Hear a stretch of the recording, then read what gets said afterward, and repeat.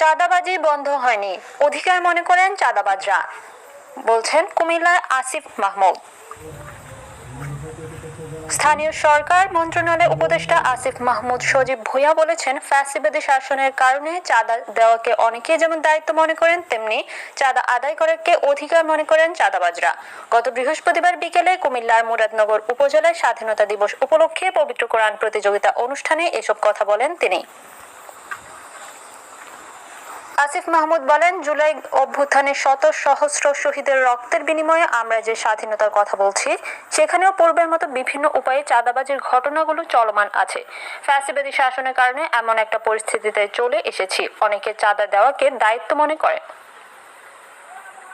আসিফ মাহমুদ বলেন, কেউ একটা টোকেন ধরিয়ে দিলে আমাকে 50 থেকে 100 টাকা দিতে হবে। আবার যারা চাঁদা নেয় তারা মনে করে এটা তার অধিকার, কারণ দীর্ঘদিন ধরে তো এভাবেই চলে আসছে, এখন কেন চলবে না। আসিফ মাহমুদ বলেন, পুলিশ সুপার এবং উপজেলা নির্বাহী অফিসার সকলকে পবিত্র মাহে রমজানের শুভেচ্ছা এবং আসসালামু আলাইকুম।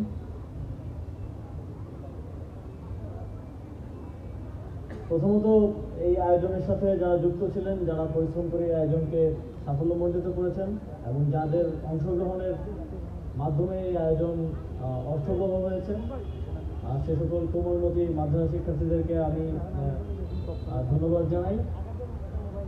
এবং আগামী দিনগুলোতে আমরা আরও বড় পরিসরে শুধু মুরাদনগর না, সারা দেশে পবিত্র মাহে রমজান মাসে যেন আমাদের পবিত্র ধর্মগ্রন্থ আল কোরআন নিয়ে আমরা প্রতিযোগিতা করতে পারি এবং এর মাধ্যমে আমাদের তরুণ সমাজকে, সমাজের যেই খারাপ প্র্যাকটিসগুলো আছে, যেমন মাদক আছে, সন্ত্রাস আছে, সেখানে যেন তারা জড়িয়ে না পড়ে, সেটা নিশ্চিত করার জন্য এই ধরনের কর্মসূচি আমরা আরও দেশব্যাপী নিব।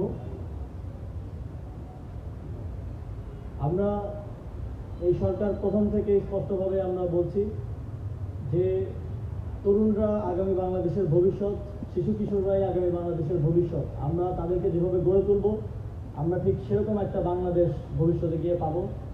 সেই উদ্দেশ্যে তরুণদেরকে মাদক থেকে দূরে নিয়ে খেলাধুলা এবং বিভিন্ন ধরনের শিক্ষা সংশ্লিষ্ট প্রতিযোগিতার মাধ্যমে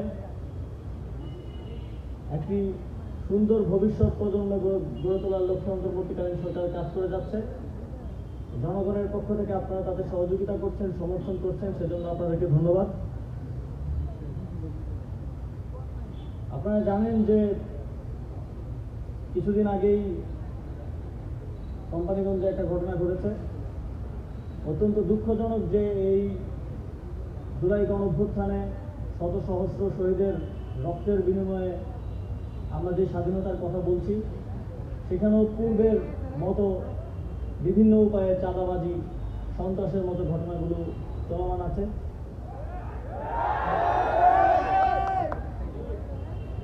আপনারা দেখবেন যে আমরা আসলে ফ্যাসিবাদী শাসনের কারণে এমন একটা পরিস্থিতিতে চলে এসেছি যে অনেকে এখন মনে করে চাঁদা দেওয়াটা মনে হয় আমার দায়িত্ব। আমাকে যে কেউ এসে একটা টোকেন ধরিয়ে দিল, আমার তাকে 50 টাকা দিতে হবে, 100 টাকা দিতে হবে। আবার যারা চাঁদা নেয় তারা মনে করে যে এটা আমার অধিকার, কারণ দীর্ঘদিন ধরে তো এভাবেই চলে আসছে, এখন কেন চলবে না। কিন্তু তাদেরকে আমরা স্পষ্টভাবে একটা বার্তা দিতে চাই, জুলাই গণঅভ্যুত্থানের পরে পূর্ববর্তী আর কোনো এ ধরনের প্র্যাকটিস আর বরদাস্ত করা হবে না। সারা বাংলাদেশে অন্তর্বর্তীকালীন সরকার চায় জুলাই গণঅভ্যুত্থানে শহীদরা যে কারণে জীবন দিয়েছে একটি সুন্দর বাংলাদেশ গড়ার জন্য, সেই বাংলাদেশ বাস্তবায়নে পূর্ববর্তী সময়ে চাঁদাবাজি, মাদক ব্যবসা সহ যেই বিষয়গুলো সমাজকে ধ্বংস করেছে, তরুণ প্রজন্মকে ধ্বংস করেছে, সেগুলোকে খুব শক্ত হাতে দমন করা হবে। আমাদের সৌভাগ্য যে আমাদের এখানে এখনো সচেতন মানুষজন আছে যারা এই চাঁদাবাজির বিরুদ্ধে রুখে দাঁড়িয়েছে, যারা আঘাতপ্রাপ্ত হয়েও এই চাঁদাবাজির বিরুদ্ধে প্রতিবাদ করেছে। এটা আমাদের গর্ব যে মুরাদনগরে এখনো এরকম মানুষজন আছে।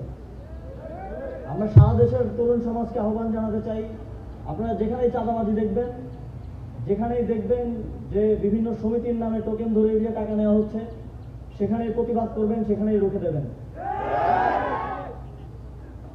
স্থানীয় প্রশাসন, পুলিশ এই চাঁদাবাজদের এবং মাদক সন্ত্রাসদের দমনে কাজ করে যাচ্ছে। আমি মুরাদনগরবাসীকে আহ্বান জানাবো, আপনারা স্থানীয় প্রশাসনকে সহযোগিতা করবেন তথ্য দিয়ে, এবং যে কোনো প্রয়োজনে তাদের পাশে দাঁড়াবেন, যেন এই ধরনের চাঁদাবাজি এবং সন্ত্রাসের বিরুদ্ধে তারা যথাযথ পদক্ষেপ নিতে পারে। সর্বোপরি আজকে এত সুন্দর একটি কর্মসূচি হাতে নেওয়ার জন্য এবং আয়োজন করার জন্য আমি মুরাদনগর উপজেলা প্রশাসনকে ধন্যবাদ জানাতে চাই, এবং আপনারা যারা এই আয়োজনকে সাফল্যমণ্ডিত করেছেন, অংশগ্রহণ করেছেন, আপনাদেরকে আবারও বিশেষভাবে ধন্যবাদ জানিয়ে আমার বক্তব্য শেষ করছি। আসসালামু আলাইকুম। কাজিয়াতল দারুল কোরআন ইসলামিয়া মাদ্রাসার ছাত্র মোহাম্মদ সোহেল, পিতা মোহাম্মদ আব্দুল হান্নান, দ্বিতীয় মাশাআল্লাহ মারহাবা। তৃতীয় হয়েছেন মোহাম্মদ সিয়াম, রহিমপুর হেজাজিয়া ইতিমখানা ও হাফিজিয়া মাদ্রাসা। মোহাম্মদ সিয়াম রহিমপুর হেজাজিয়া হাফিজিয়া মাদ্রাসা ইতিমখানা। সকলে বলি মারহাবা। দ্বিতীয় হচ্ছেন এক থেকে 20 পারা